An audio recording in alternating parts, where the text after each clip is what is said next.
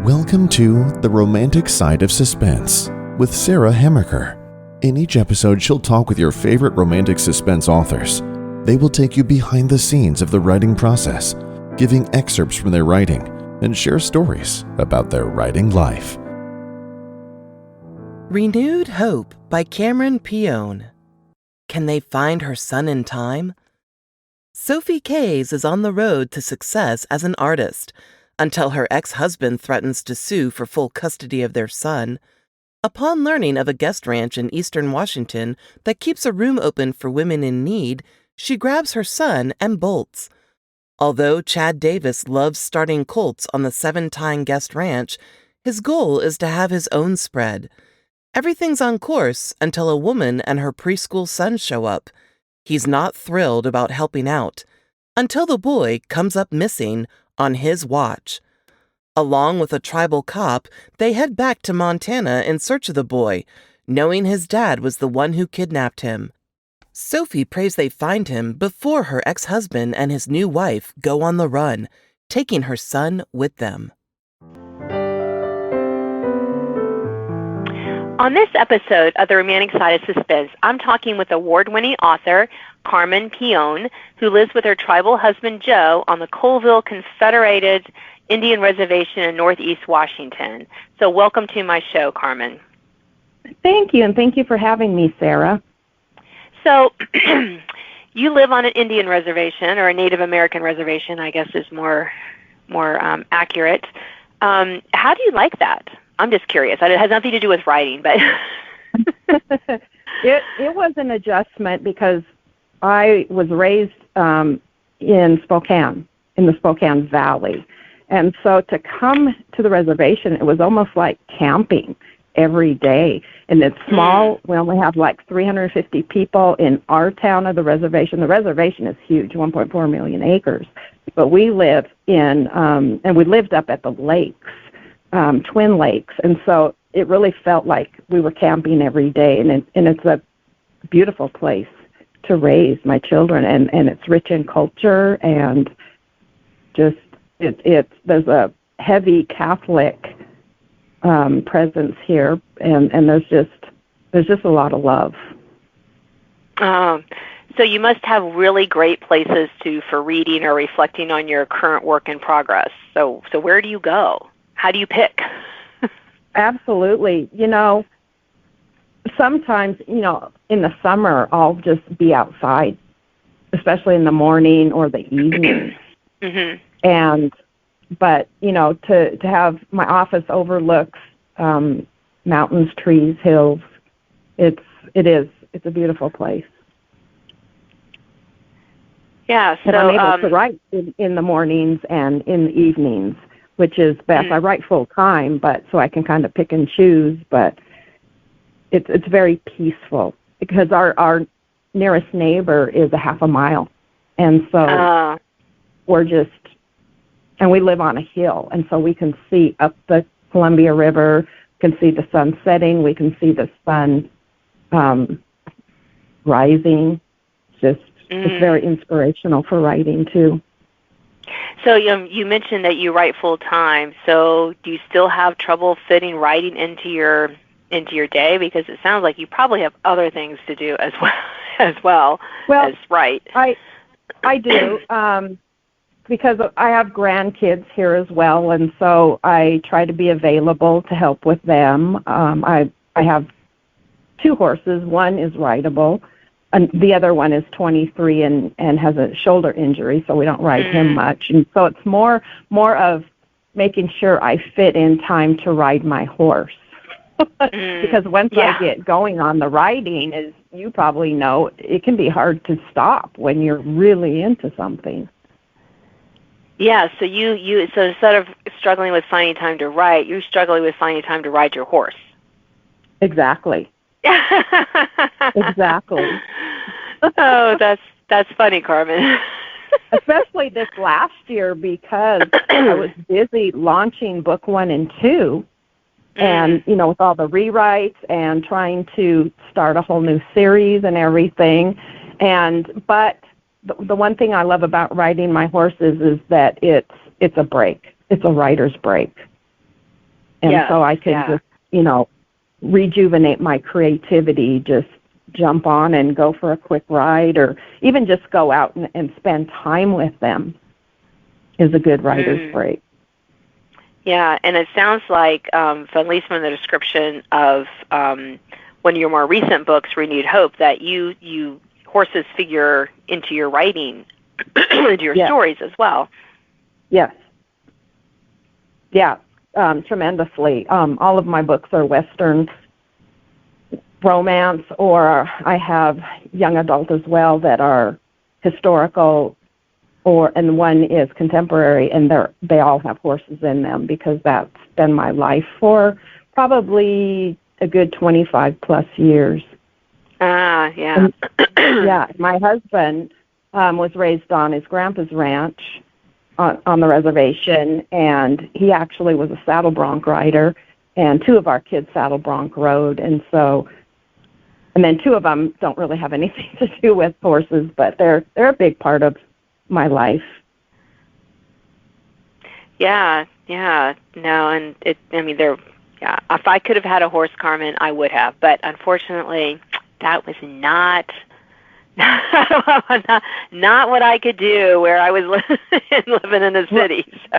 Well, I get that because my first love of horses came when we lived in Spokane, but my aunt and uncle had them, and they showed Arabians, and so that's where my love came. And I got my first horse at 16, and then, there's a time period where we didn't have horses until we moved to the place that we're in now.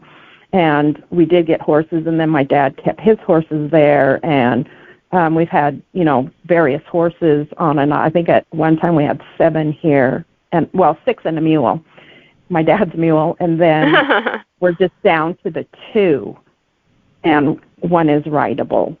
So right. Yeah.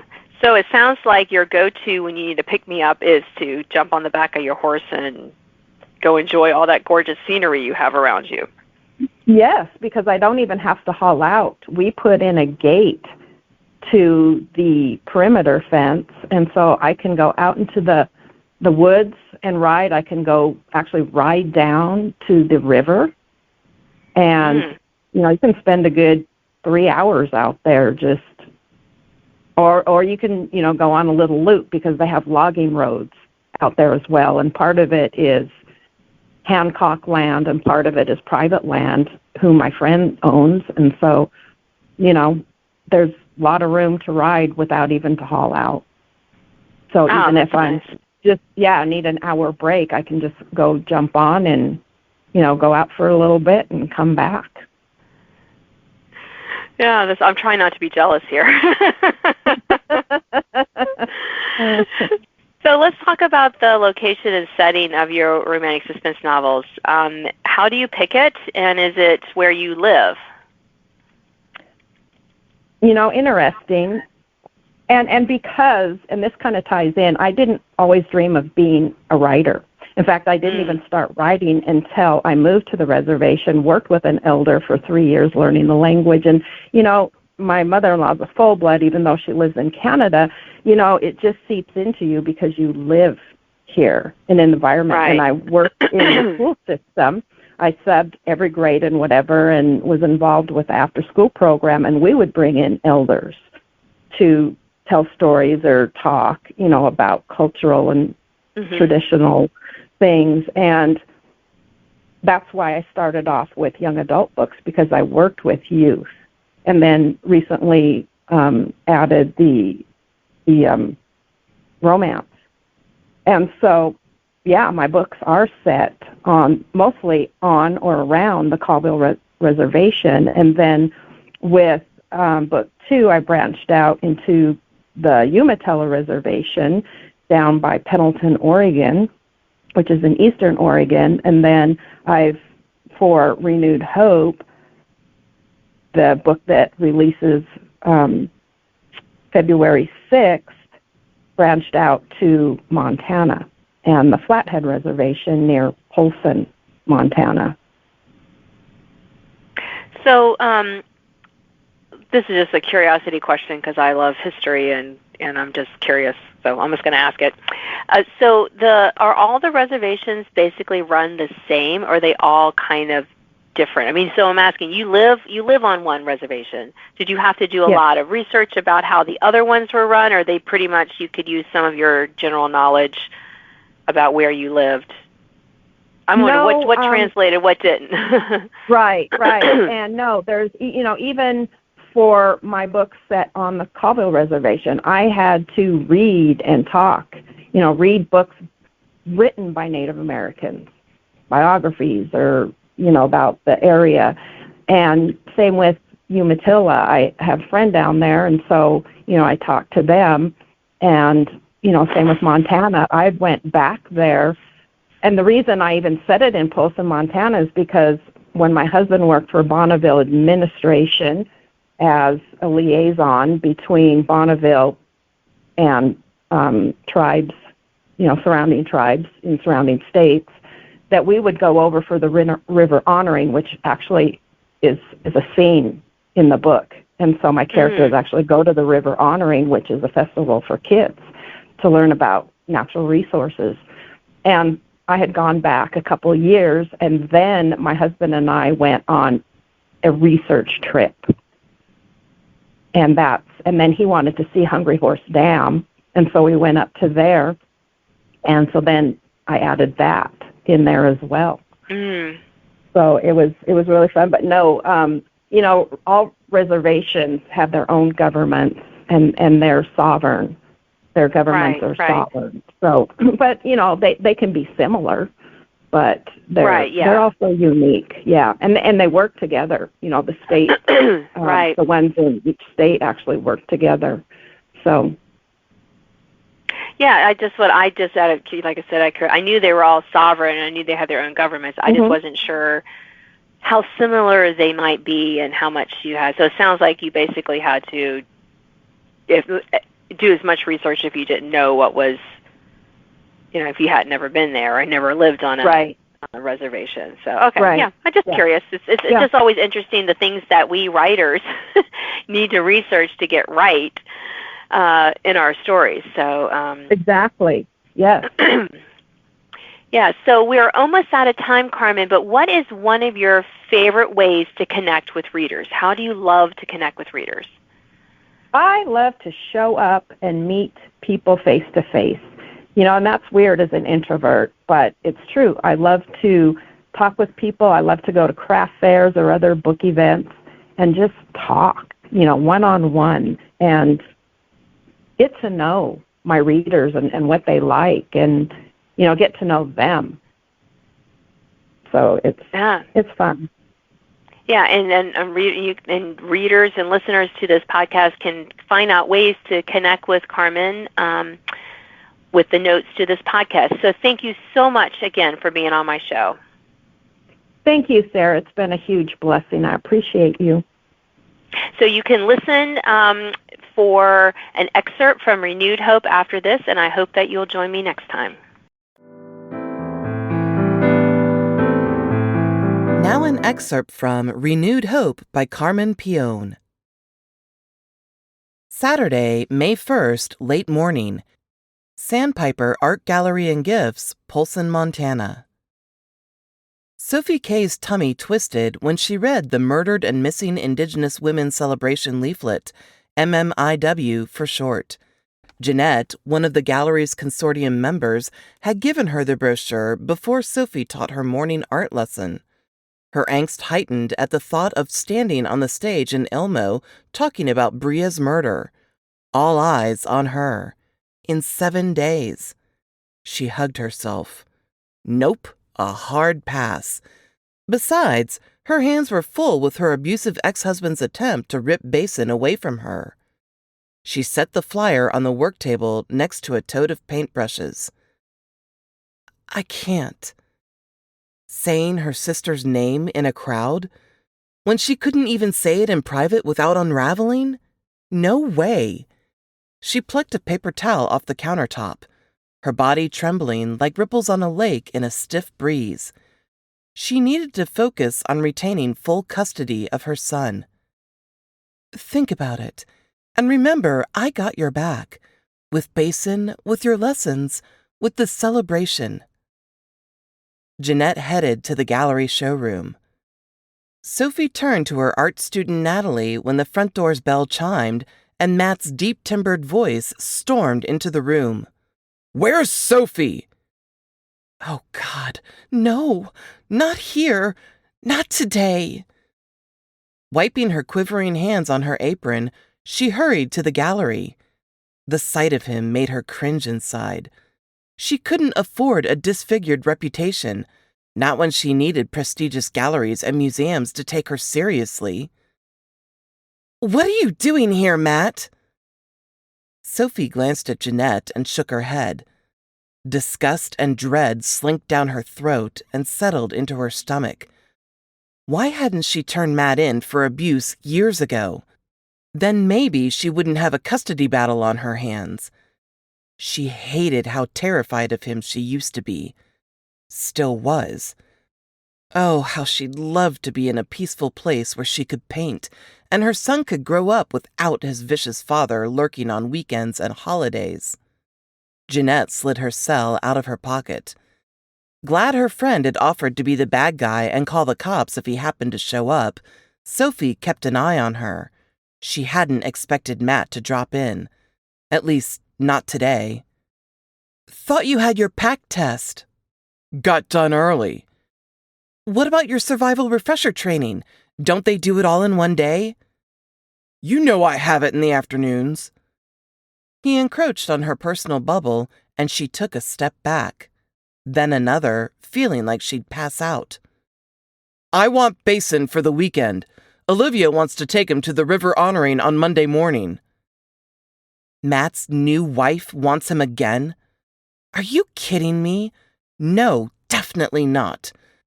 The river honoring, held by the Flathead River, hosted elementary-aged kids who went from station to station learning various skills about nature, energy, and culture. Certainly no place for a 4-year-old with breathing issues. "She wants him all week, actually." All week? Her heart punched her ribcage. "It's supposed to rain. You know he has trouble." "Geez, Sophie, he'll be fine. Quit hovering over him like a—" She backed up a step and glared. "Get out of here." "Fine." Matt always got his way. If not, he'd slap her. She needed to agree with him and get him out of the gallery before he made a scene, before Jeanette called the cops. And she wasn't familiar enough with Natalie to know if the woman would spread gossip or not. She certainly didn't need to be the talk of the res. "I'll bring him over after dinner." Or not. "No need. Olivia's picking him up at childcare." Dirty bugger. The blonde bomb had no business picking up her son. She struggled to keep her tone even. "I didn't agree to her picking him up today."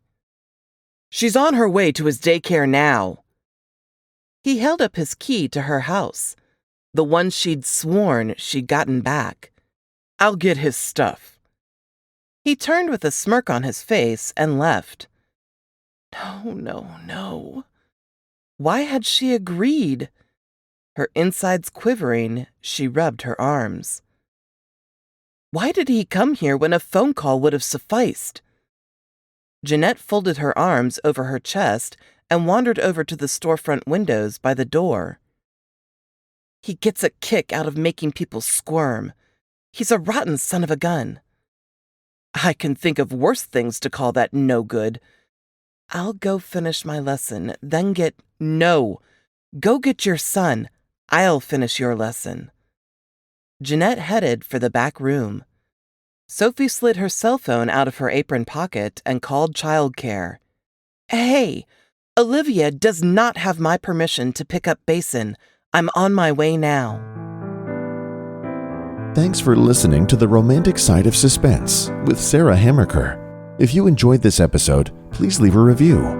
You can sign up to receive notifications of upcoming podcasts and listen to previous editions at sarahhammerkerfiction.com.